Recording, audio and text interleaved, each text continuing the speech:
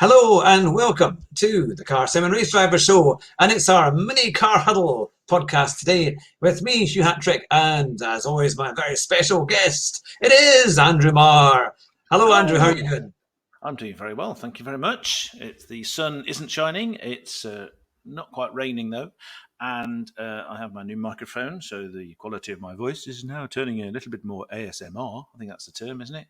Talking to people to sleep. Which I could do. I could make anybody go to sleep by talking, as anyone in the chat should know.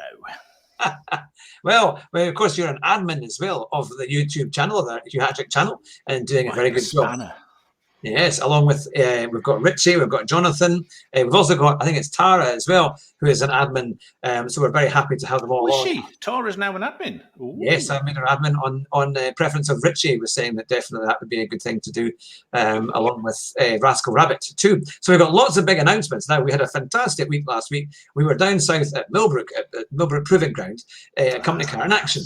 And we have got some, I've just uploaded them just now. They are ready to watch. We saw the new Red Bull Racing Max car, and also the McLaren T50, which is it's made by Gordon Murray. Gordon Murray Automotive, GMA, the man who designed the McLaren F1 and tried to design the McLaren Mercedes SLR, though he didn't like it because the Mercedes was trying to make it heavy, and he's Gordon Murray, so he wanted it to be light. So there was a compromise. Yeah. The fact that it weighs 5,000 tons and can go as fast as it does is yet another tribute to the genius that is Gordon Murray. Yes. But we've got some phenomenal announcement. Now, I'm actually going to make a big video about this, but let's just say that you don't want to be anywhere except on the Hugh Hatrick channel this Thursday at 9 o'clock, because we have an Olympic guest. That's all I can reveal for the moment. But this chap is going to blow you away when it comes to esports and e-racing, because he is the winner of a very, very, very important esports contest. And you'll see him on Thursday night at 9 o'clock on the Car Sim and Race Driver Show. And a big thanks to Richie for organising and being able to get him on the show. Is this person going to be a traditional Olympic guest? Will they be wearing a wreath and no clothes? Because, I mean, they used to do that kind of stuff. Can you imagine an Olympic? People get all excited about bikinis these days or something like that. But they were nudist plus. I mean, can you imagine running? Because women weren't allowed. So you didn't get two black eyes running with no clothes on. Something else happened, which was just as painful, but a bit further down. I mean, come on. Well, that's a good idea. There's a reason why we wear underpants. Yes, I certainly hope that there won't be any of that on Thursday. But can you imagine an Olympic person but wearing pink gloves so they can do the driving? Frightening. So yes, it's going to be a very big guest, and I'm putting together a video for that in the next little while. It should hopefully come out tonight, if not tomorrow morning, but it should be tonight. And so make sure you watch out for that. Now, we also had our first ever endurance race at Suzuka, and that was in the Wavy World Tour just there on Friday night. And we were racing with Jason Bravo in the Lightning team. Keith will own you. Wasn't able to make it, but he's going to join us for the next one. Say lots of things in the chat, though. I did notice that. Unfortunately, he was the only one in the chat because I didn't realise you were doing it, so I couldn't join in and make rude comments. Yeah, things so like when we weren't driving. But to be fair, it was a pretty good learning curve. To be fair, that's one way of putting it. I love the positive spin you put on these things. Oh, yes. Being punted off repeatedly, losing the back end, getting multiple. I mean, how many penalties did you get given? We got quite a few. They just don't like you. It's because you're a nationalist or something. Evil.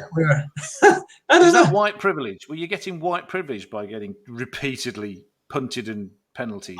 It was penalised, penalted. It was a difficult track. To be fair, at night time it was a lot harder. We hadn't also had just any practice. We had literally just had about half an hour, and it took a wee while to get into it. I think also excuses. We had two excuses. I learned I need to go on a lighter fuel strategy. I think we should have run it a bit lighter. I mean, get a wing mirror. You need a mirror, mate. Yeah, I don't know what happened with that as well. So we had a few little issues, but overall, I genuinely reckon we could be in more than just the top 20. I think we could maybe even be in the top 15 if we'd had a good run. 21. You got to position. Jason got to position 21 before. And there was definitely more, and that was with delays as well. That was with quite a few delays. There was So, a few. yeah. I mean, Jason's stint benefited from several cars trying too hard, as they do, instead of keeping it on the track. There were some that came off, but that's the way it goes. He kept it on the track, they didn't. Haven't you? So, yeah. Well, yeah, exactly. I mean, it's like I think that's the skill of a racing driver, isn't it? Is when to know to push and when to know to not. To keep it safe on the track. So and we lost so much time, and then we were lapped quite easily, and then we had a lot of extra slow pit stops and different things that didn't quite work out. So I think genuinely, once we were, was it how many laps from the end was it that you came in for tyres, jacked you up, dropped you again, and then you didn't get any tyres? It's like, okay. You actually finished the race almost in the pits. You started the last lap from the pits. It's hilarious. No, it was a bit annoying. Yeah, but I think if we can get it right, and hopefully we will do on the next couple of races. The next one is Imola, a week on Friday, so please support us for that. It'd be great to have you alongside. I'm yet to consider whether I'm going to stream it or not, because I wasn't sure how well it goes. When obviously when I'm not driving and people are just watching me sit there, it might not be the most exciting thing to watch. But hopefully, if we can get up there, if I'm going to try and start the stints the next time and get qualifying done, because I think we could have done quite a lot better in terms of qualifying if we'd had a bit more just working it other ways, because even Jason admitted he wasn't practicing. Just a quick question for the benefit of the audience. Is this on a set day, a specific day of the week? Normally on a Friday, and there are normally a couple of months. It started on Friday, and the next one's a week on Friday. No, what time in the evening, sir? Normally 8 o'clock is when the main bit starts. Qualifying, to be fair, have a look on the Hugh Hatrick channel, everybody, on YouTube at about 8 o'clock.